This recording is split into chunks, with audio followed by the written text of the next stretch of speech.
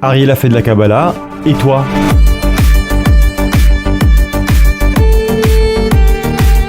Ariel Hachetboun, bienvenue et merci d'être avec nous aujourd'hui pour commenter la paracha de Vaïgash. Je rappelle que tu étudies avec un maître et transmets la Kabbale et la Chassidoute, le titre de tes livres, Une année avec la Kabbale, secret de la Torah et des fêtes juives. Rappelons le contexte dans lequel les frères de Joseph ont été amenés à se rendre en Égypte, en pleine famine. Ils se sont rendus en Égypte pour aller acheter du blé, de la nourriture, et c'est dans cette section de la Torah que Joseph va se révéler à ses frères. Ani Yosef, je suis Joseph, nous dit le texte. Alors pour débuter, on va essayer tout d'abord avec toi Ariela de comprendre le sens du titre de la paracha, Vaïgash, qui contient en substance toute la paracha. Dans la Torah, Vaïgash est une section charnière. Elle est l'articulation entre un avant et un après.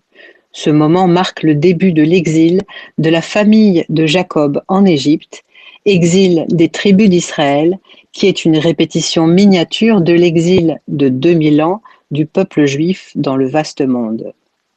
Vaïgash, c'est le récit détaillé de tout ce que Joseph fait quand il est vice-roi d'Égypte pour que son père Jacob et tous ses frères réussissent les transformations psychologiques nécessaires à leur survie, pour qu'ils deviennent ce qu'ils doivent devenir et pour qu'ils descendent le rejoindre en Égypte. L'enjeu, la réalisation du plan divin et la tchouva, la repentance éclairée de chaque chef de tribu. Joseph, qui a la vision de ce que sera l'avenir du peuple juif et des forces qu'il doit acquérir pour se survivre, Joseph sait qu'il doit amener ses frères à revenir sur leurs fautes, mais aussi à accepter de recevoir leur subsistance de leur frère Joseph. Lui et ses frères ont chacun d'eux une puissance colossale. Ils incarnent, ils représentent, ils contiennent des forces spirituelles, mentales et physiques bien au-delà de ce que l'humain peut concevoir.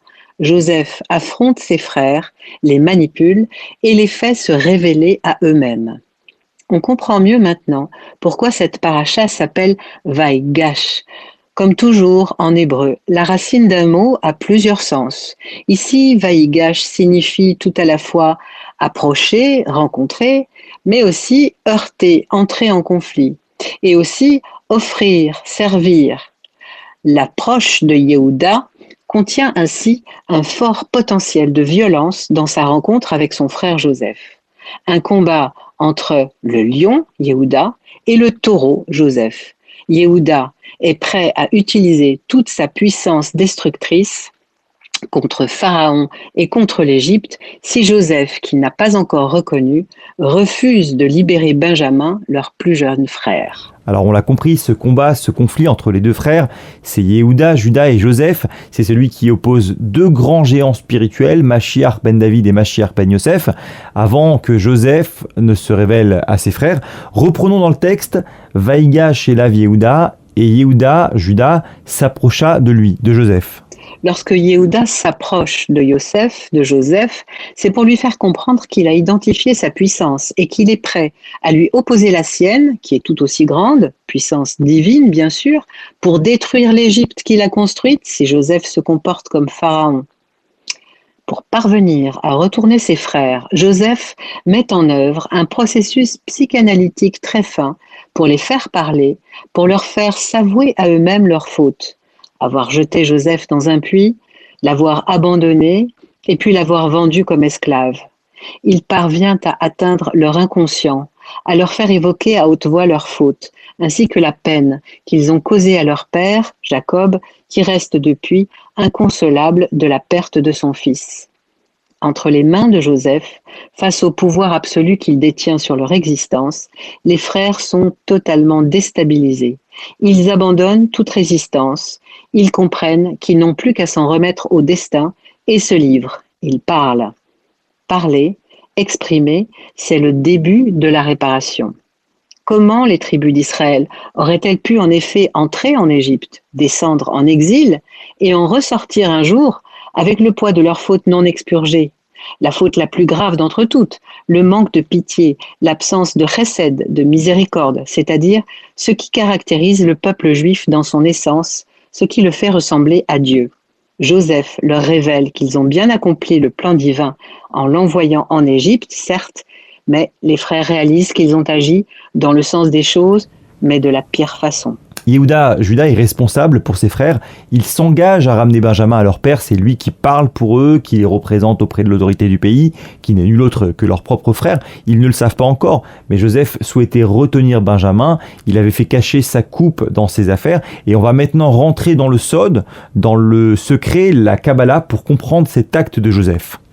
La Kabbale nous enseigne que si Joseph avait introduit sa coupe dans les affaires de Benjamin, afin que ses frères la découvrent, c'était pour que Benjamin devienne symboliquement la coupe, c'est-à-dire le kéli, le réceptacle de l'influence de Joseph sur ses frères. Dans les sphirotes, Joseph, c'est le Yesod. Il est une force d'influence très profonde qui provient du monde de l'émanation. Olam Ha'atzilut, la source la plus élevée. Mais il ne peut rien transmettre directement à ses frères si ceux-ci ne sont pas réceptifs, s'ils ne sont pas des réceptacles, s'ils ne sont pas en mesure de recevoir cette influence. Et ils ne le peuvent pas, car leur source est élevée, mais elle est inférieure à celle de Joseph. Benjamin, le petit frère de Joseph, est au niveau de ses frères. Il est Yesod comme Joseph, mais un Yesod Katan, un petit Yesod. Il est plus précisément Yesod de l'intellect du monde de Béria. À travers Benjamin, Joseph peut diriger sur ses frères la lumière d'Atsilut. En plaçant la coupe, le réceptacle, dans les affaires de Benjamin, Joseph lui transmet son influence. Joseph réalise ainsi la jonction avec Yehuda grâce à la coupe remise symboliquement à Benjamin. Donc Benjamin dans les sphirotes, c'est le Yesod Katan qui se trouve en Béria, Olam Abria, après Atsilut. Et Yehuda, Judas, c'est la royauté. Qu'est-ce qu'elle doit incarner, cette royauté ? Yehuda sera celui qui reçoit. Yehuda, c'est l'éveil d'en bas, ce qui donne la force de se relever et de s'engager. Les textes disent que lorsque Yehuda s'est éveillé, toute l'Égypte a tremblé. Yehuda peut apporter la délivrance car il incarne la Malchut, la dernière séphira, cette force qui fait advenir les choses dans leur réalité. C'est Yehuda qui nous a transmis la force de nous lever contre la fatalité de l'exil, de chaque exil qu'a connu le peuple juif. En leur transmettant sa coupe, Joseph permet à ses frères de recevoir son influence. Ils doivent en effet accepter d'être nourris par lui. Nourris matériellement, accepter le blé qu'il leur offre et nourris spirituellement. S'ils étaient entrés en Égypte avec les seules lumières du monde de Bria, ils n'auraient jamais pu en ressortir. Mais entrés désormais libres en Égypte, équipés de la puissante spiritualité du monde d'Atsilut, ils pourront, et nous, à leur suite, ressortir d'exil libres. Jacob et sa famille partent donc s'installer dans les prairies du pays de Goshen, en Égypte, loin des villes, pour faire paître leurs moutons, une bête sacrée pour les Égyptiens, un endroit paisible pour y monter des maisons d'études de la loi juive. Dans ces conditions, Ariella, si c'était un endroit paisible pour y étudier, pourquoi donc le plan divin était-il de faire passer Jacob et ses fils par l'Égypte, les tribus d'Israël par l'exil ? Parce que lorsqu'Abraham avait contracté l'alliance avec Dieu sur les morceaux, vous vous souvenez, Brit Abetorim, Dieu avait proposé à Abraham de choisir le mode de réparation des fautes. Plutôt que le Guéhénom, la géhenne, l'enfer, Abraham avait choisi le Tikkun, la réparation des fautes de vie en vie. Abraham avait décidé avec Dieu que Joseph devait donc descendre en Égypte pour renforcer le corps des Juifs, pour être capable de supporter les 600 000 âmes juives originelles. Ainsi, le destin du peuple juif passait par la réparation de l'exil au niveau collectif. Et par le corps, donc les 613 mitzvot qu'ils recevront au Sinaï par la suite et qui sont mises en application par chaque membre du corps humain et de la collectivité d'Israël, réunifiés par le tzaddik Joseph, Neshama d'Atsilut, donc âme collective d'Israël. Merci Ariella, rappelons le titre de tes livres, Une année avec la Kabbale, secret de la Torah et des fêtes juives, à commander sur Amazon.fr. Shabbat Shalom. Shabbat Shalom. Ariella fait de la Kabbalah et toi, à la semaine prochaine.